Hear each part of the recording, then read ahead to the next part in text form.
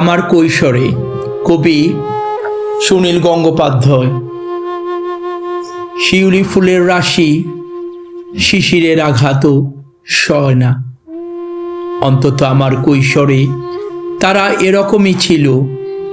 এখন শিউলি ফুলের খবরও রাখি না, অবশ্য জানি না তারা স্বভাব বদলেছে কিনা।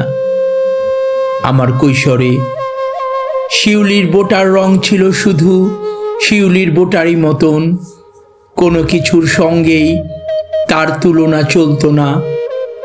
আমার কৈশোরে পথের ওপর ঝরে পড়ে থাকা শিশির মাখা শিউলির ওপর পা ফেললে পাপ হতো।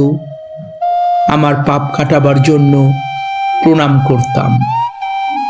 আমার কৈশোরে শিউলির সম্মানে সরে যেত বৃষ্টিময় মেঘ। তখন রোদ্দুর ছিল তাপহীন উজ্জ্বল।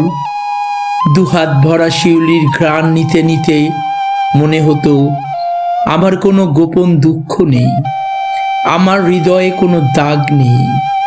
পৃথিবীর সব আকাশ থেকে আকাশে বেজে উঠেছে উৎসবের বাজনা।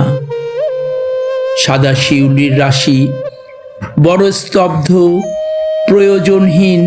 দেখলেই বলতে ইচ্ছে করত আমি কারুকে কখনো দুঃখ দেব না। অন্তত এরকমই ছিল আমার কৈশোরে। এখন অবশ্য শিউলি ফুলের খবরও রাখি না।